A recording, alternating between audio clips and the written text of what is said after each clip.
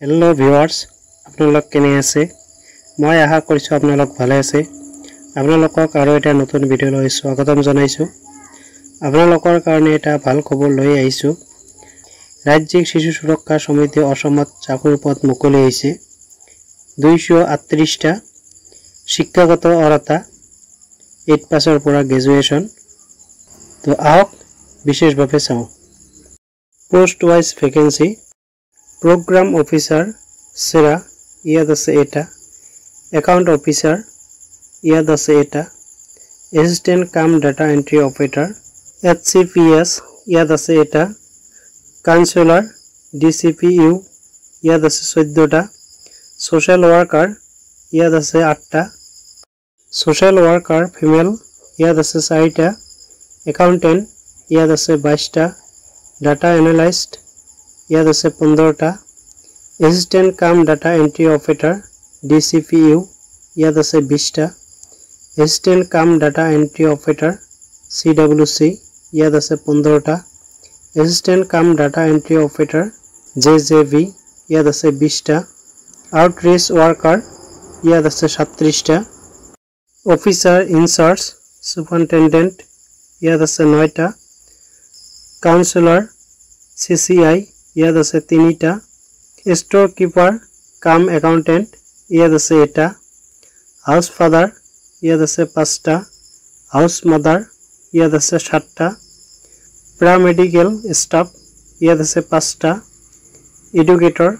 ইয়াদছে 3 টা Art Craft Cum Music Teacher ইয়াদছে 9 টা PT Instructor Cum Yoga Trainer ইয়াদছে 10 টা Cook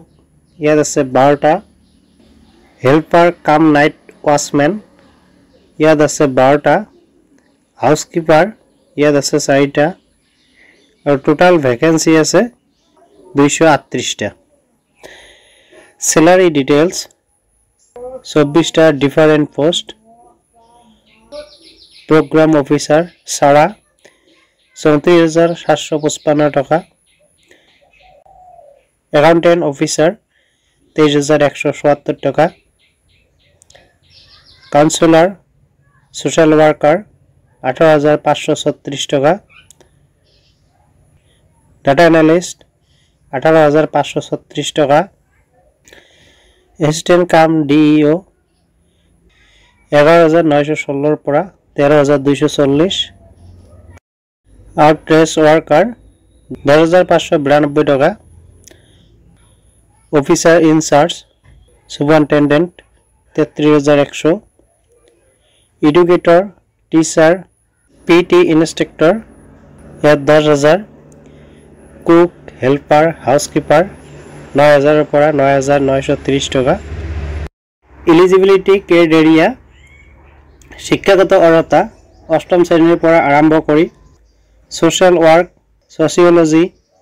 Law Public Health Commerce, Fine Arts, Music, Physical Education আদিত বিশেষ ক্ষেত্ৰত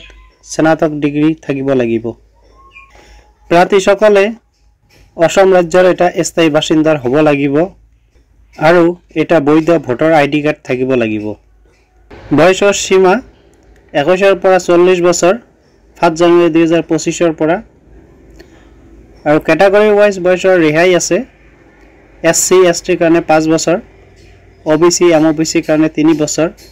আৰু PWBD কাৰণে 10 বছৰ অঞ্চলৰ স্তৰৰ অধিকাংশ পদৰ বাবে স্থায়ী প্ৰাৰ্থীৰ আৱশ্যক প্ৰাৰ্থীসকলৰ কম্পিউটাৰ দক্ষতা থাকিব লাগিব ইম্পৰ্টেন্ট ডেট আৰু এটো অনলাইন ষ্টাৰ্ট হৈছে 16 আগষ্ট 2025 ৰ পৰা আৰু ইয়াৰ লাষ্ট ডেট 30 আগষ্ট 2025 লৈ থাকিব আৰু এটোৰ অনলাইন কৰা লিংক মই ভিডিও ডেসক্ৰিপচনত দি থম তাৰে পৰা গৈ আপোনালোকে অনলাইন কৰিব পাৰিব মই আশা কৰিছো আপোনালোক নিশ্চয় বুজি পাইছে কিবা যদি বুজাত অসুবিধা হৈছে মোক কমেন্ট কৰিব নিশ্চয় আপোনাক সহায় কৰিম যদি ভিডিওটো চাই ভাল লাগিছে লাইক কৰিব বন্ধুবৰ্গৰ লগত শেয়াৰ কৰিব যাতে সকলোৱে গম পায় আৰু চেনেলটো সাবস্ক্ৰাইব কৰি কাষত বেল আইকনটো দবাই ৰাখিব যাতে এনেকুৱা ধৰণৰ ভিডিও দিয়াৰ লগে লগে আপোনালোকে পায় তো আকৌ লগ পাম আৰু এটা নতুন ভিডিওত আজিৰ ভিডিও এইখিনি আছিল আৰু সকলোৱে এটা কমেন্ট কৰিব।